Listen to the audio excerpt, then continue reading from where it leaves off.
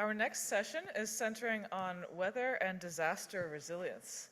So could we please have our panelists come to the front of the room?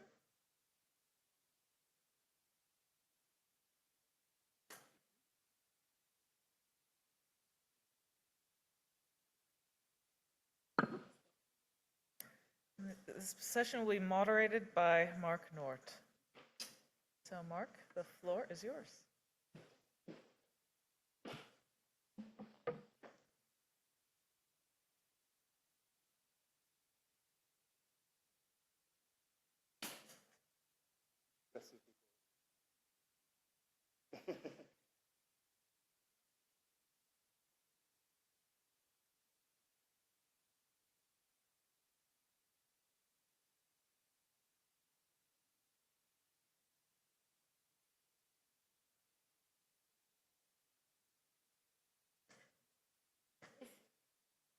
I was looking for it.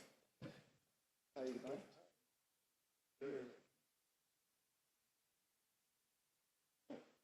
Yes.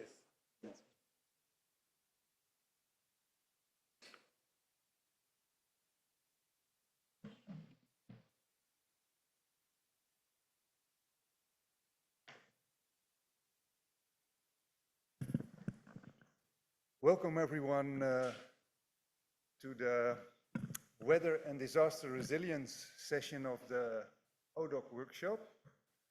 I can tell you that our goal is, or at least my goal is, to, in 2035, organize a weather and no disaster session at this same workshop.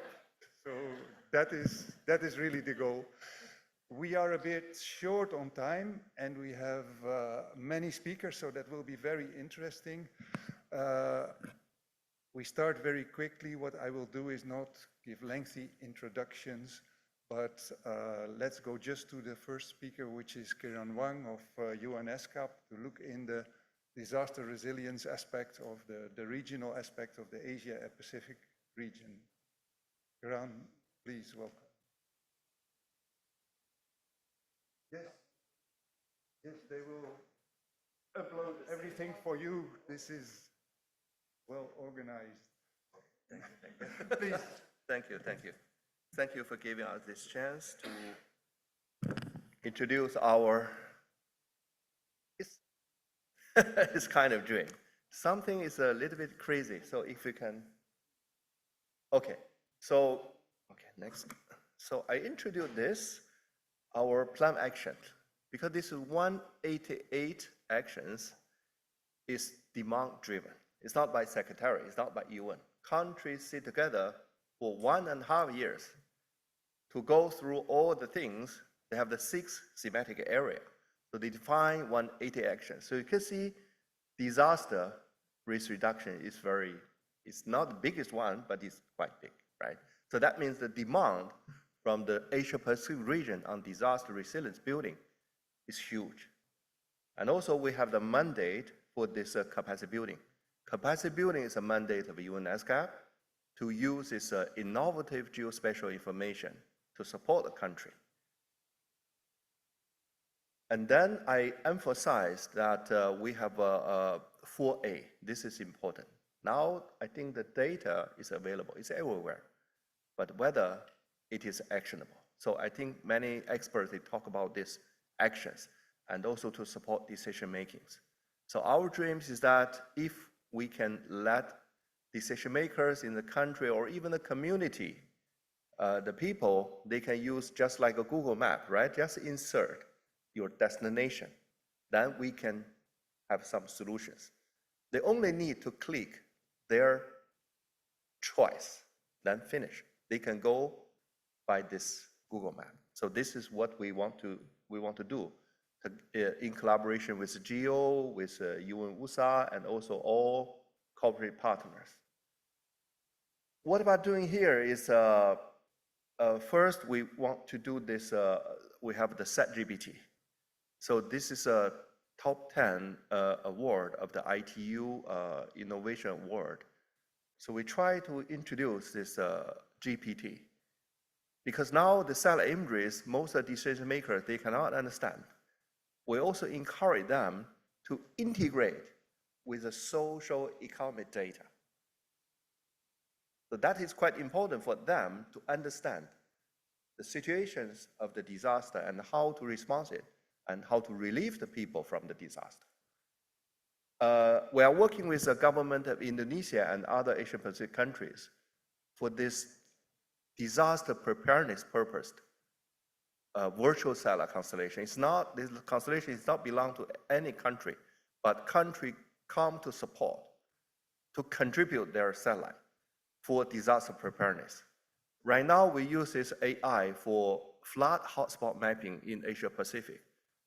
Thanks to Landsat, we use the Landsat data, we use the Google Earth Engine, we use the AI module. We can have a quick mapping of the disaster hotspot using the historical satellite data within 1 minute for 200 square kilometers. So this is current our capacity. Then we gave this hotspot to the country to ask them to identify it or to see this is correct or not. So that means people, they have the memory where the homeland has a higher probability of the flood effectiveness, right? Then we combine with our AI result. The purpose is that to give the local government, to ask them, hey, to inform them, hey, in July, Hangzhou, for example, this Liangzhou County has a higher probability of being in flood. So what you should do, right? So you should integrate with the most updated, most recent social economic data on this map to overlay with the satellite imageries. To tell the people how many people are here, how many women, how many old people, how many children, industry, schools, transportation, right? Then what we do, because some country, most of the country in Asia Pacific, they don't have the satellite.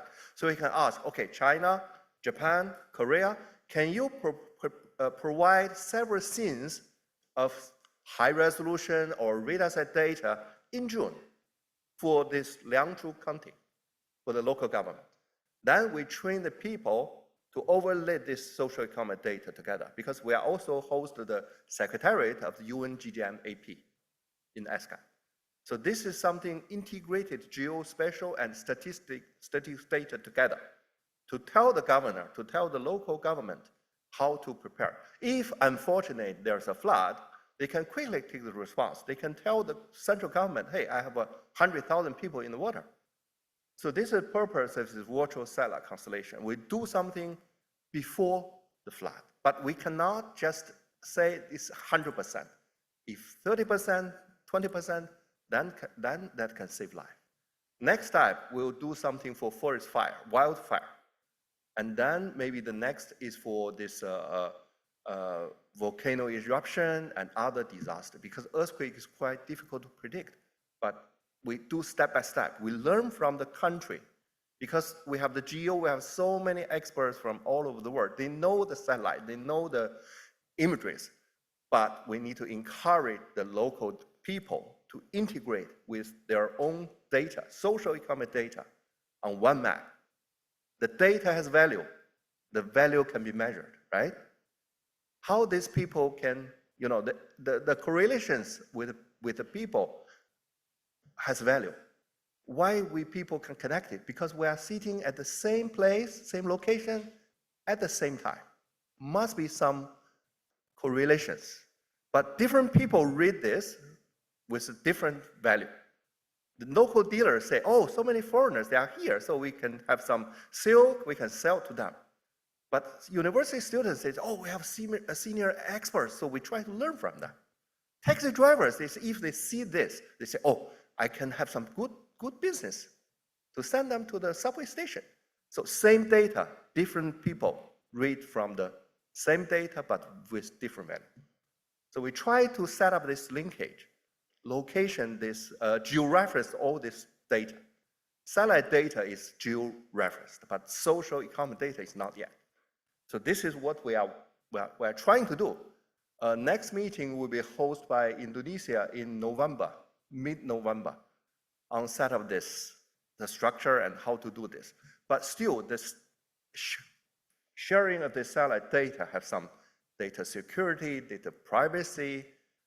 We have also the team, they try to use this federated learning to ensure this data has been shared legally with safely manner. But still, this is a little bit crazy ideas, but we hope our scientists can come to help and support. Thank you.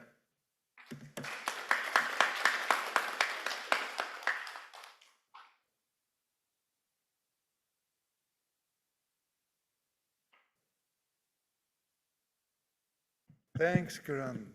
Our next speaker is Joseph Tushimiri. By the way, at the end, we will have the opportunity to ask questions and to have a short discussion. So we first do the presentation. So Joseph, from Digital Earth Africa on coastal erosion in Africa.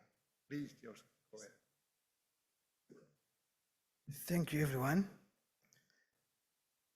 I'll be talking about our coastal, our continental coastlines service, try to understand the trend of the coastlines across the whole African continent. So I want to go through all those introductions because I think when I was preparing the presentation, I thought I'd be talking to different audience, but I can see I'm talking to almost everyone. So among the products by the Africa, so we try to understand the trend in water extent, and using those products, you can understand the flood-related risk on the continent, but also the coastline service could help us to monitor the coastal erosion across the whole African continent. So I want to go back to our products because we have a lot of products derived from freely available images, as I said yesterday. But I focus on this coastlines continental service that will help us to understand the shift of the coastlines across the whole continent. This product was developed because we understand the importance of understanding the trend of coastlines across the whole continent, because we have a lot of African countries which touch the coast, and if the coastlines, if there is coastal erosion, it affects both coastal ecosystems, but also it affects coastal infrastructure. You know, most of megacities and the coasts, and anything could happen when you have a coastal erosion. That's why, in collaboration with our marine partners, especially CAC in Senegal, I saw the former technical director here. Thank you for the whole team. I mean, Ndeye Fatou Sané, Disong Diop, for the contribution. And also RCMRD in Kenya, I saw Kenneth and the team here around. So you contribute to the development and validation of this coastal product. And in West Africa, it was validated on the 12 worker countries and some countries in East Africa. And we read that using these free available images, we can understand the trend of coastlines, but also we try to dig deeper to see what you could improve at small scale. That's why the CSC team last 2 months went for fieldwork using high precision tools, DGPS and drones, to see how this could be validated and also serve fit for purpose at small scale. So some people have been using the product that the coastal erosion in KwaZulu-Natal, guys trying to understand the coastal vulnerability. This is a very good tool that could inform the climate action and also inform the management of the coastal ecosystem and infrastructure and so on. We are also currently collaborating with the Tunisia Statistics to see how we can fit this into the monitoring of coastal infrastructure, especially if we try to overlay it with the settlement and infrastructure map of the country. And of course, in the framework of our capacity development tool, we have a module that could help us to understand how the project was developed, how it could be used to monitor the coastal erosion on specific areas. Please, you can log in and get more details on that. So we have also a tutorial online. We can get connected via our YouTube channel. There's a good tutorial on how the project was developed. And also we have a demo at the TV outside talking about the product, giving all details. Thank you.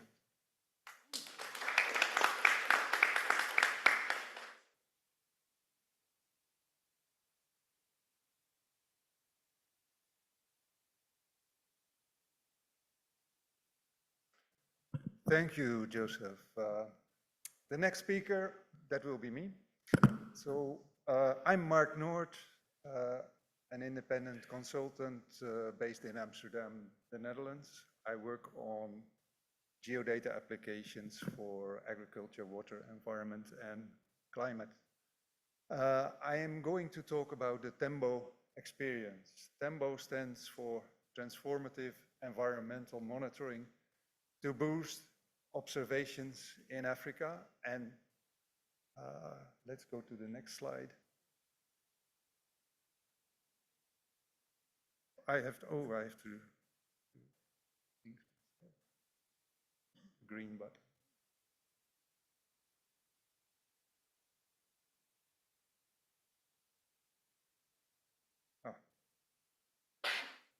Yes, and Tembo also means elephant in Swahili.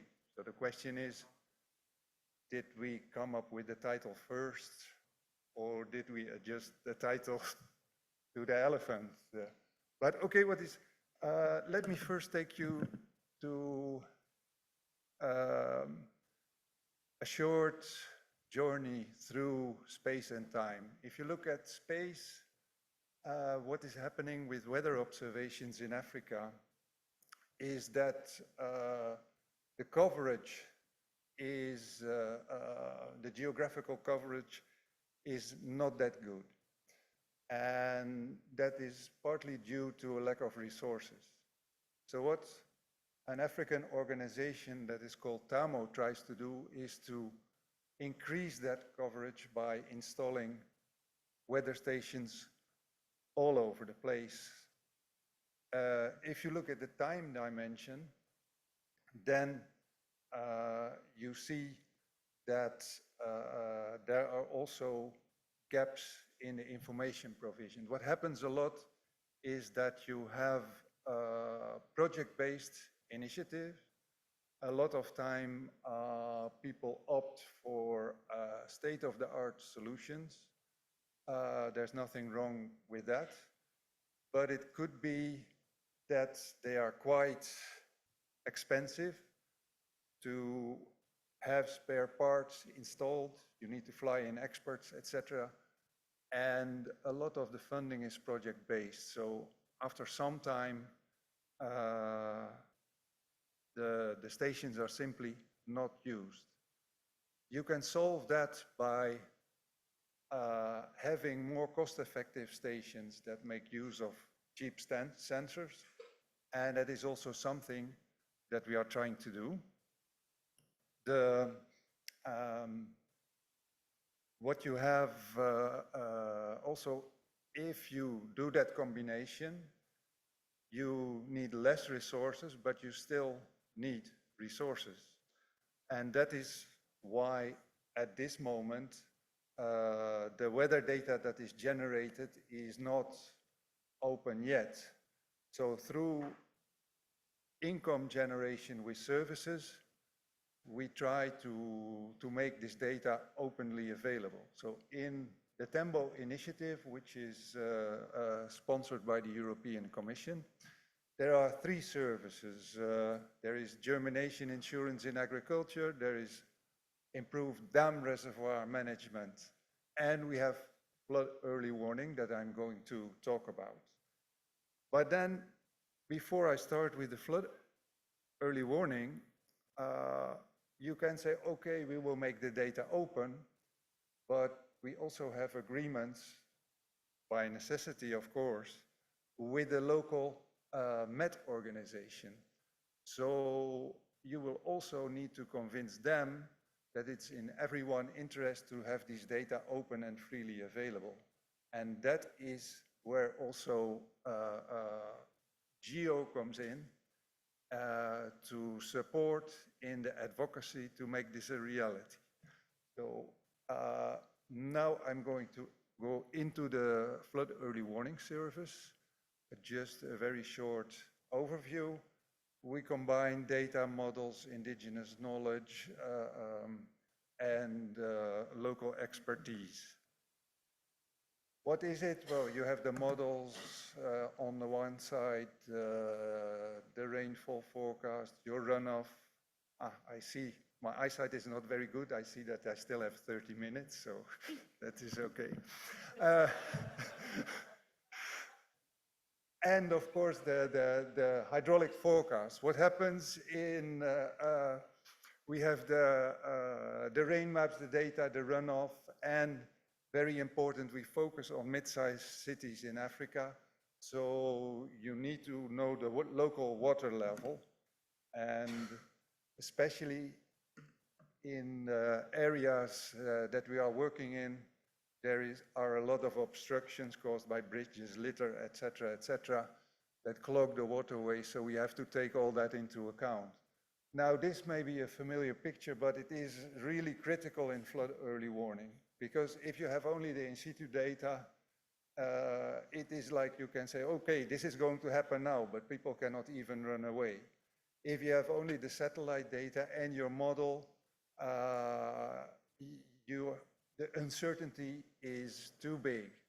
And what happens is that if you give out a false alarm, you can do that maybe once or twice, but after that the people will not believe you. So that is very critical in what we are doing. So here you see, I just fly over this one because these are the mechanisms that we use. We are also in touch with GeoGlows and GlowFast to see what we can do. The sensors that we use and the stations have very cheap parts, which means that if something is broken or stolen, you just plug in a new thing and you are operational again. That is the good thing. So we have our pilot in Narok in Kenya in cooperation with the Kenya Meteorological Department. Here is just an overview of where the stations are in Narok County. This is to show the forecasts, just as example, how it works. And what is very important is, of course, that we work with not only the local experts, but also with the local population. So there are different systems. In Narok, it is mainly SMS and apps that are used, but people also have the opportunity to provide feedback. And what we have as additional value is that people get the weather forecast anyway, also if there is no flood, and they get the improved local weather forecast, which in Africa is very relevant because the local conditions may vary on short distances. But we estimate that for mid-sized city in Africa, the cost of setting up such a system would be around 50,000 euros or dollars. And then you have to take care of the operation and maintenance, which is around 5,000 euro or dollars per year. Then I'm now talking to a technical audience, so for you it is okay, but if I would have a promotional talk, of course you would have to say what are the benefits, what do we gain with that? And at this point we do not exactly know, but I think, and my guesstimate is on the conservative side, that really we can avoid damages of 1 million euro or dollar, at least in a period of 5 years. So it is just an effective investment, and that will be our promotional talk as well. So with that, I would like to thank you very much. Let's see.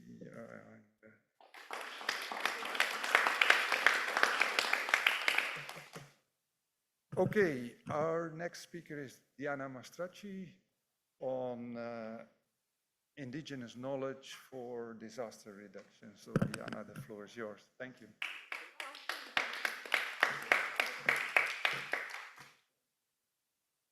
Good morning, everyone. It's really an honor to be here today, and I want to thank the organizers for inviting me. I want to start by taking us back in time to this incredible image from one of the visionary philosophies from ancient Greece. This is Anaximander's map of the world, drawn from a perspective no one had ever seen before. It was an imaginative leap, a vision of the earth as though viewed from the skies. What Anaximander accomplished was more than just cartography. It was the courage to rethink the world from a radically different vantage point. And this map reminds us how crucial it is to shift our perspective, learning to unlearn. And today, we must ask ourselves, what are the assumptions that prevent us from making Earth intelligence work for all, especially those who need it the most? So let's start with two assumptions. First, that access to the internet is universal. Second, that our climate models are neutral and relevant to everyone. We've built incredible systems of data collection and analysis, but they often rely on these assumptions. We assume that everyone we're trying to reach has the same tools and has the same digital access, and that our models are unbiased. But the assumptions are incomplete and reflect only part of the world we are trying to serve. And here is the reality. More than half of the world's population, many of whom are indigenous and marginalized, do not have access to the internet. When disaster strikes, early warnings that depend on this access can fail to reach those most affected. And even when we do manage to communicate, we often find that our models don't speak the same language or reflect the lived realities of these communities. The tools we develop, no matter how advanced, can become irrelevant if they are disconnected from the people they're designed to protect. So the gaps in access and applicability are not just technological, they're social, cultural, and structural. These gaps leave people behind when they can least afford it. So this reality demands action. And here you have 4 opportunities to drive impact. Without basic connectivity, all our technical advancement in DRR will miss those most in need. Communities must be empowered to lead, design, and implement their own solutions with training that respects the knowledge systems. We must include in this indigenous knowledge in climate assessments and early warning. It offers deep place-based insights that can enrich models and make them more accurate and locally relevant. We have to advocate for indigenous data sovereignty. Indigenous communities should decide how their data is used. This is not just about ownership, it's about ensuring that data reflects their priority, needs, and rights. In 2022, the G-Indigenous Alliance published the first indigenous-led report for the UN Global Assessment Report on DRR. The report identified key challenges and opportunities for Earth observation data and indigenous knowledge, and I invite everyone to read it and share it with their colleagues. A key example of indigenous leadership in action is the Eltome Kati project. Here, indigenous communities are not just providing data, but they're actively shaping the ethical frameworks for how AI models are developed. They're labeling Earth observation data for AI models designed to respect their indigenous knowledge. And this is a paradigm shift. Indigenous communities driving the process, ensuring that AI is inclusive, ethical, culturally relevant. The Namunyak app is another such tool designed by indigenous communities for indigenous communities. Using their own symbols and knowledge systems, they map their lands in ways that reflect their cultural and ecological priorities. This isn't just about collecting data, it's about who controls the narrative of the land and its resources. In conclusion, bridging knowledge system is not just a matter of integrating indigenous insights into our existing framework. It's about transforming how we approach DRR altogether. It requires that we, as scientists, policymakers, unlearn some of the assumptions we've taken for granted. It means recognizing that indigenous leadership and indigenous knowledge are not add-ons to global effort, but are central to building resilience. As we move forward, we have to ask ourselves, are we ready? Are we ready to rethink the world, to truly collaborate across knowledge systems, and to ensure that no one is left behind? Thank you.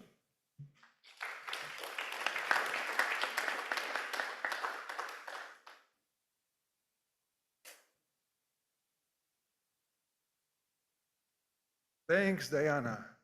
Now it's time for Kena Unakwube, please, on floods and droughts in Western Africa.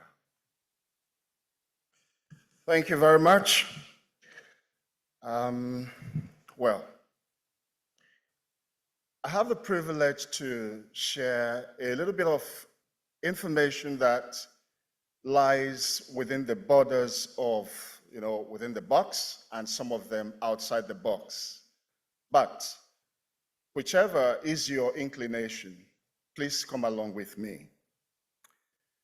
I'll be speaking a little bit about how we can foster effective flood or drought early warning and response systems in Africa, but with insights specifically from West Africa, and then I would make examples from Nigeria.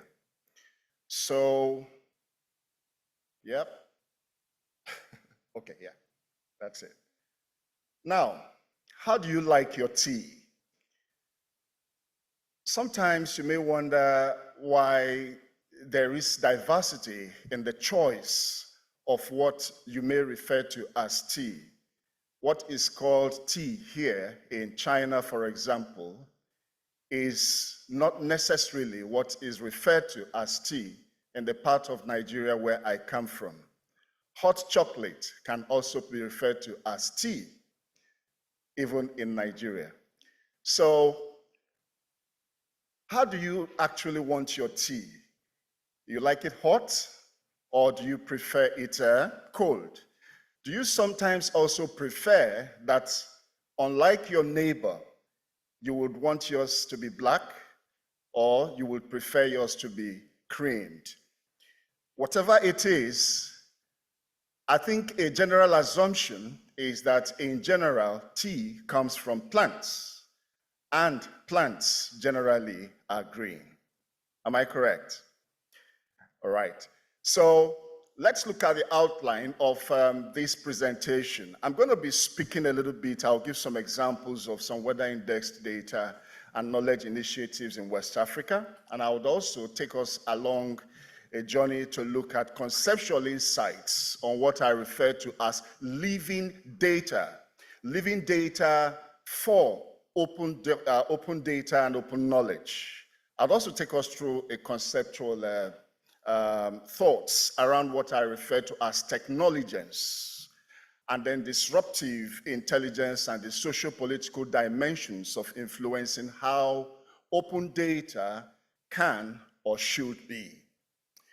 In conclusion, I'll bring you back to look at what the ingredients of this tea should be for health.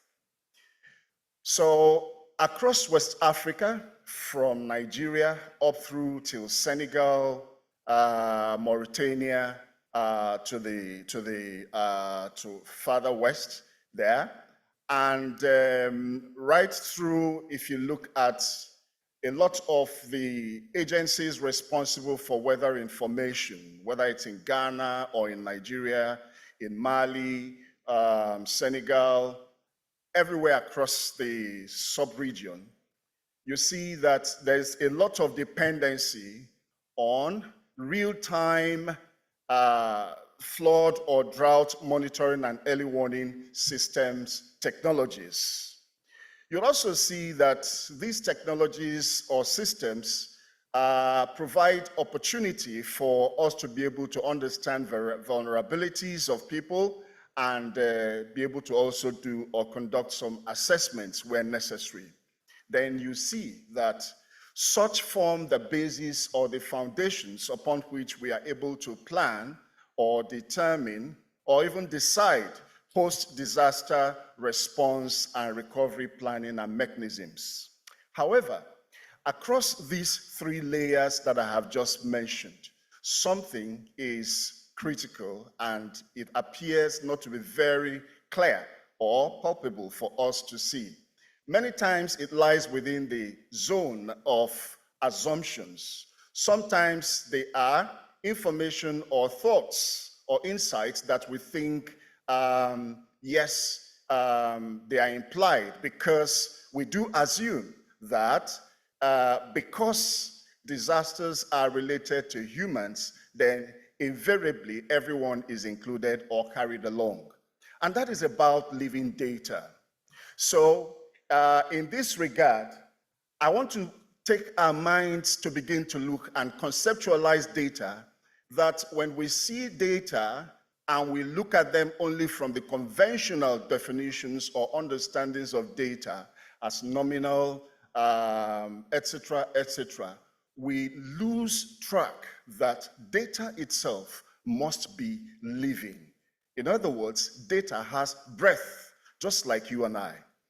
And for data to be open, for knowledge to be open, data must be living.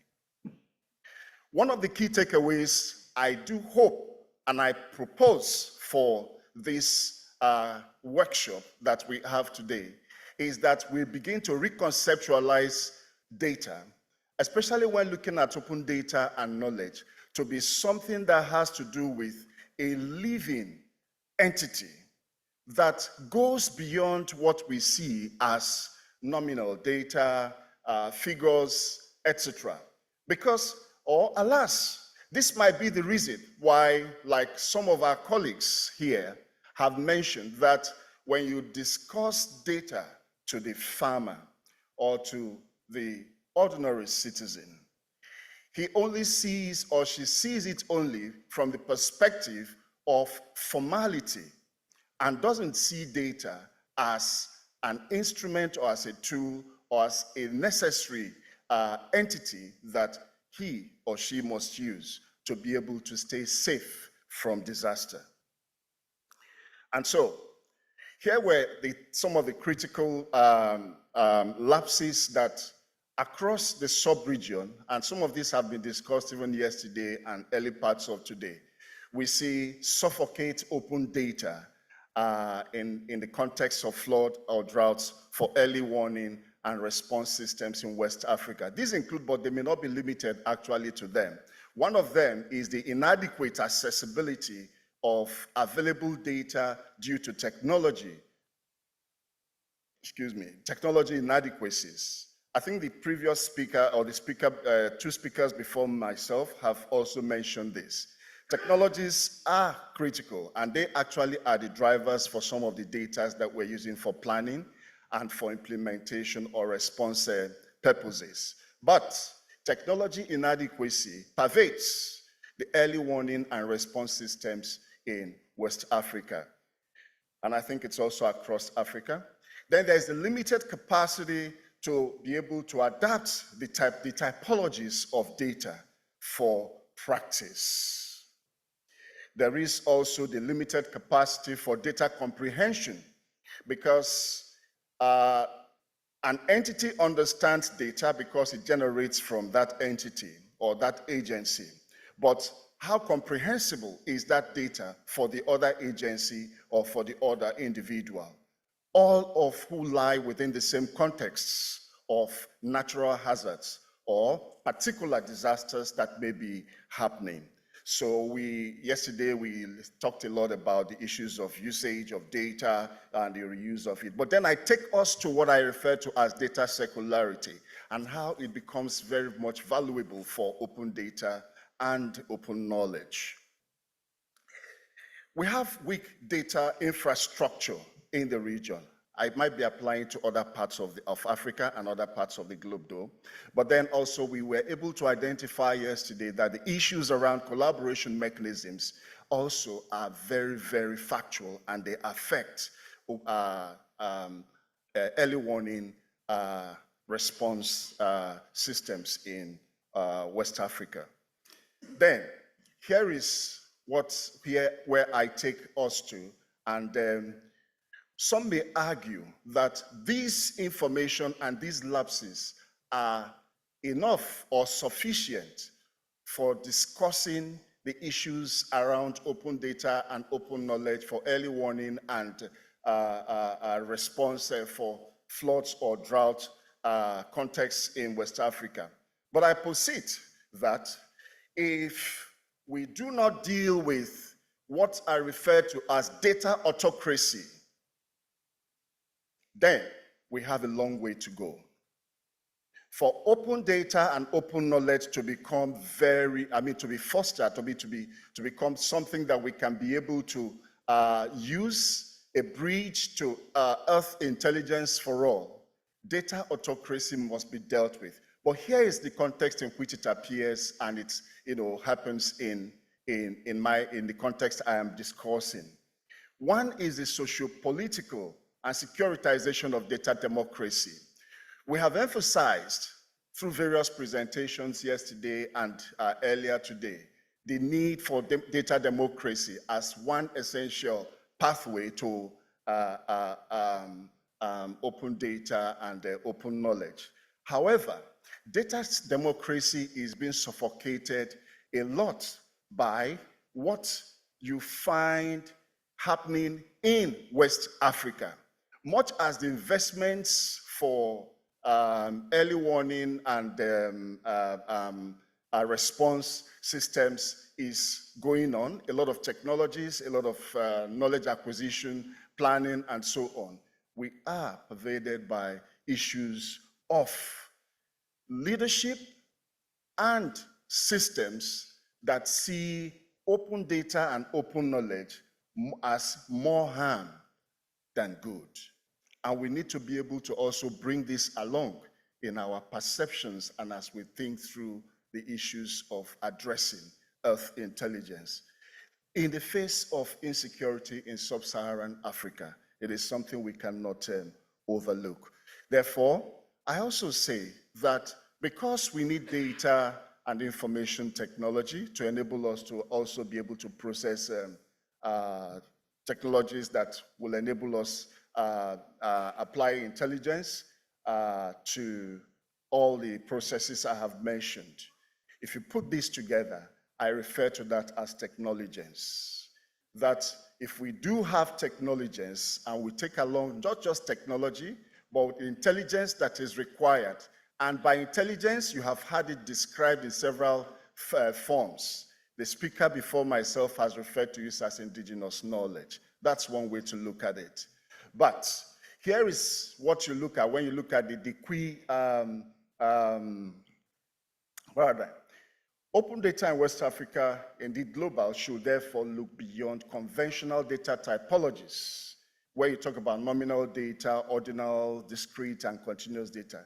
We need to be able to enhance or promote what we refer to as data diversity, that is able to understand that the perception of some persons around what is referred to as data can be seen more from the visual arts. Perception of data can be seen when it is gamified. Perception of data can be seen through dance and also storytelling. Now, for open data and open knowledge to become valuable and to reach all without leaving anyone behind, we need to be able to see these diversities of data in the typologies that they also appear. And so, these altogether make me say that data can breathe. Yeah. So I'll round up because of my time. I'd like to say that one of the evidences we have seen of what I have just described is the disruptive technology that we see through the social media or new media. And a lot of that is what trends in Nigeria, for example, and has helped us to be able to address what has happened in the last 2 to 3 weeks, the inundation in the northeast of Nigeria and in some parts, where floods actually overtook many parts and many communities. But one of the saving graces of communities and individuals was the use of social media. I'll round up by bringing our attention to decree. And decree says, the hierarchy there, with that divide, where we see that intelligence and wisdom are the next levels beyond knowledge. And so we need to be able to use this in our determination of this. So here is my thesis about the tea that I served us earlier. That technologies is relevant for early warning and response systems, and we must articulate this, looking at all the data diversities to be able to advance Earth intelligence for all. Thank you very much for your patience.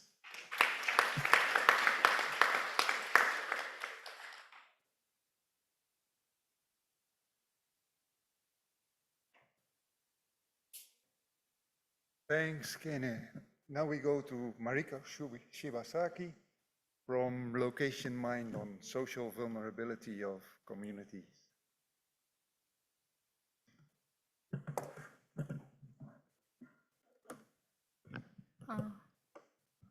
Good morning. I'm Mariko. Thank you for giving me a chance of give the presentations today. So I would like to share our application of EO data and mobility data to evaluate social vulnerability with the intent of collaboration with open data and open knowledge.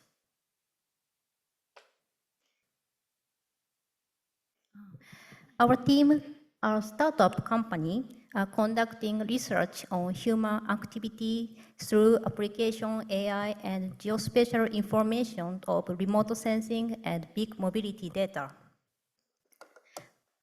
Our goal is a contribution for the local community. We are targeting to return the value of their own data to them.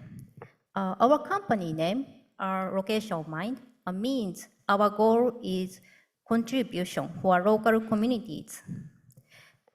Our service ranges from the disaster risk mitigations, urban transportation planning, to the transportation monitoring system development, collaborating with the public agency, public agencies, and academic agencies. Especially, we are focusing on vulnerabilities. Especially, we are focusing on vulnerabilities. We had 2 projects to estimate and visualize the vulnerability of local community from the various perspectives to ensure resilience and sustainability. We think visualization is one of effective way to involve the stakeholders to tackle same issue. The project target area is an informal settlement area in the Philippines. We evaluate the vulnerabilities of access of public services or social infrastructures by residents in an informal settlement and the vulnerability of disaster. In order to evaluations, we use open data, hazard map, and POI data, point of the interest from OpenStreetMap, and satellite imagery and GPS data and result from the field survey. We distributed field survey application to the local residents and asked them to record their activities, inputting their transportation way and the purpose of the trip. At the same time, we asked them to answer the questions about their livelihood and collecting the socio-economic data. And the survey, we conducted the survey on the satisfaction on the public service and public support during disaster. So through integrating on these outcomes, we visualize the damaged areas and the road and the communities on the same dashboard.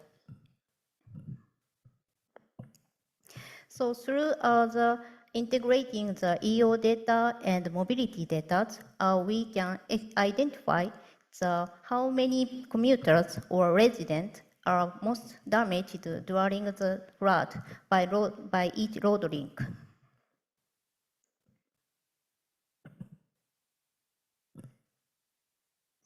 So next project is the visualization of the people state distribution in Mozambique. We are analyzing the mobility data collected from the mobile network operators.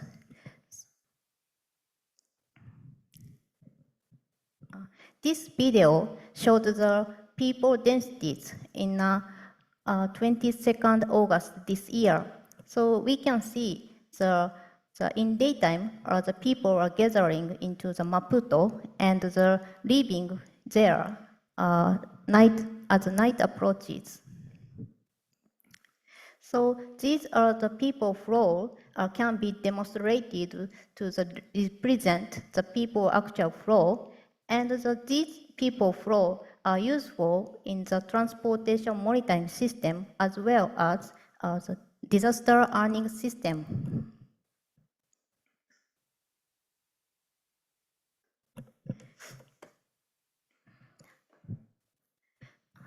Mobile big data are useful for disaster early warning system through two projects. In order to integrate mobility data of the private sector with EO data for the service of disaster risk mitigation, it is desirable to develop seamless service for both normal usage and emergency usage. For example, for normal usage, mobility data can be used by the government for traffic planning and the traffic transportation monitoring system. This system will be delivered the real-time people flow data and vehicle data. As background data, the system used the land use or the building map or the road link map or the railway map.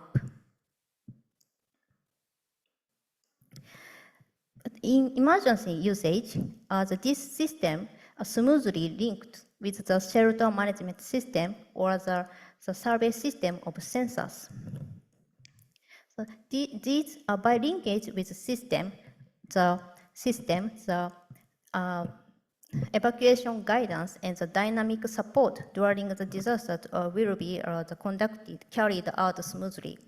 And moreover, by linkage with the SNS or the mobile payment service of the private sectors, it could be enable the private sector to deliver the smoothly finance support to the damaged resident, or the real-time disaster situations in real-time information will be obtained from the citizens.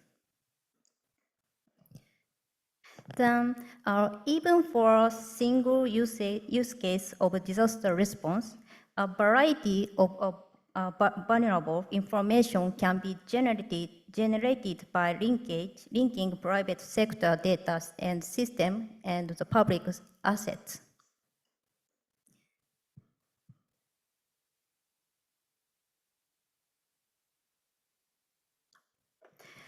Public, private, and academia collaboration is a key for the development. Public sector supports services in disaster, while the baseline services are supported by private sector. Academia provides insights for further improvement of the entire service cycle. Students use these services or provide feedback at the same time. For quick turnaround of the above above cycle and more effective service improvement, open data and open knowledge, or ODIC, are very important. This is because ODIC allows us to learn from the past disaster cases and gain new insight and improve service technology and operational manual.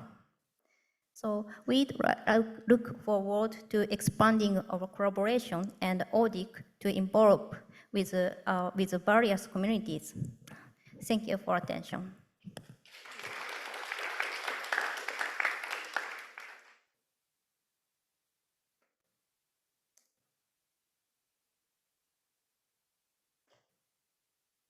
Thanks, Mariko. I cannot do justice to all the speakers, but in summary, I think I can say that at least my key takeaways are that one point is the adaptation of what you are going to do to the local needs and conditions, and working together with the people that can benefit, and to put that a bit stronger, to have the people that can benefit in the lead of what you are doing. You see the code that you should know by now on the screen, so please use that to fill in the survey. There is room for a few questions. Aris, please.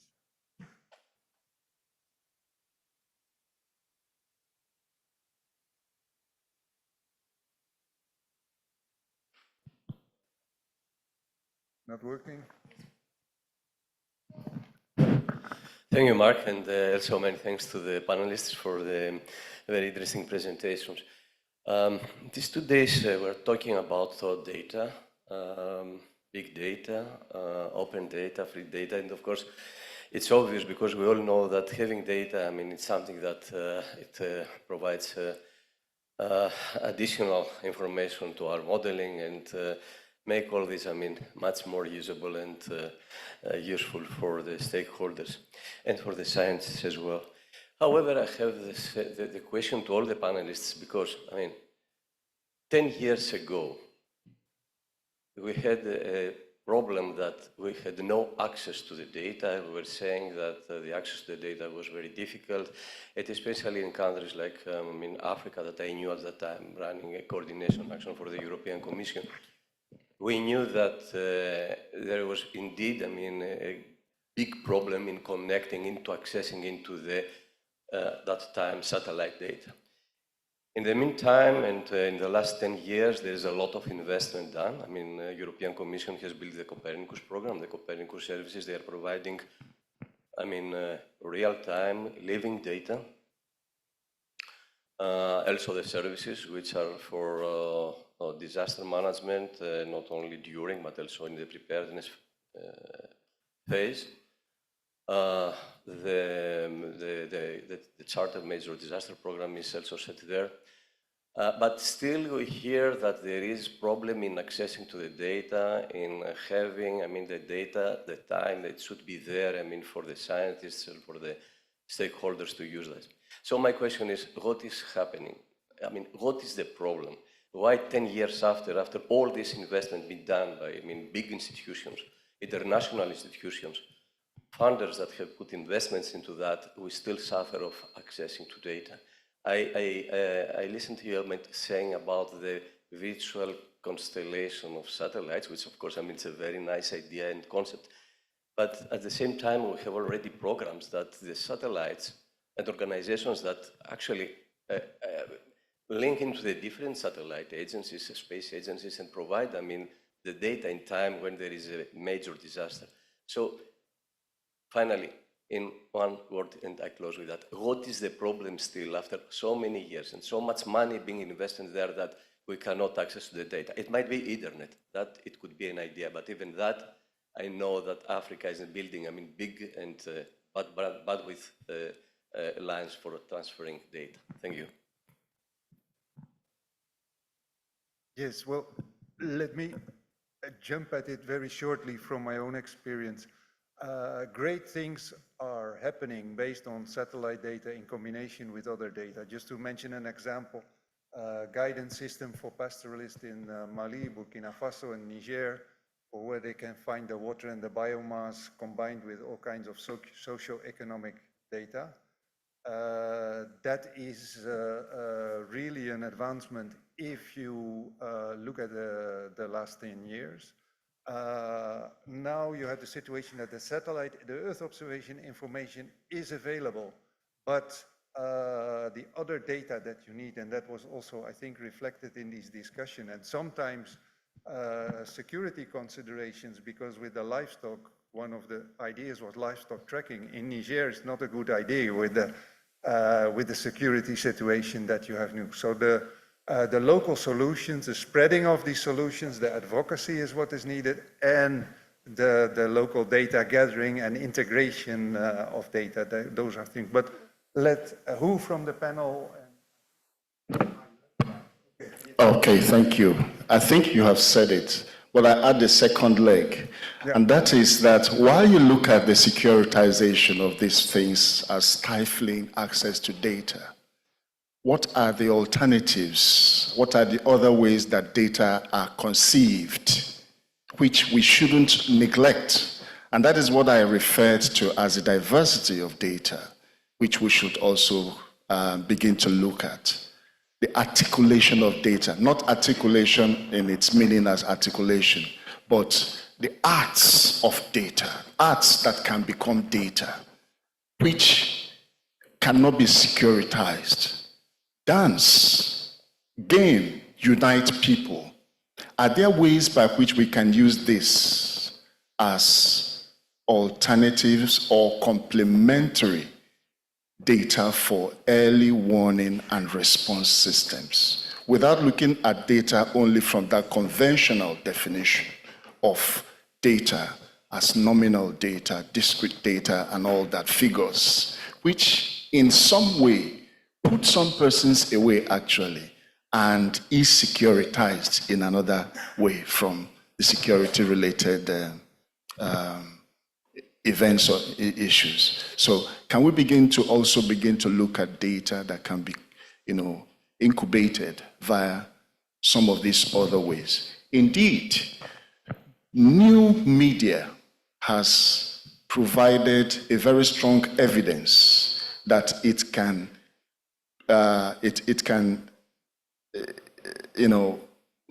help people to understand contexts and prepare people to respond to emerging hazards that may become disasters. But we do not have sufficient study to be able to evidence that and be able to use that as a basis for planning. And I think that if we also shift our attention to that, it might be very helpful now or in the future. Thank you. I would just like to add one concrete example of why Earth observation data is not enough for local and indigenous communities. For the Inupiaq people who live in the Alaskan Arctic, who rely on the sea ice for survival, they have more than 100 words for sea ice, which you can't translate that into English. It will take you like more than a paragraph. If you give them like a satellite image of the ice conditions on that day, that will not be enough for them to make a mission to go and rescue someone. They need to combine that with their knowledge of the wind speed, the wind direction, the currents under the sea. Only when they combine that with their knowledge is that really powerful for them and they can take action. So thank you for your question. I'm afraid people will kick us out of the room because we have to give the opportunity for the next session. So I suggest we continue the discussion outside when we have lunch. And I would like to have a big hand for the panelists, please. And thank you for your attention.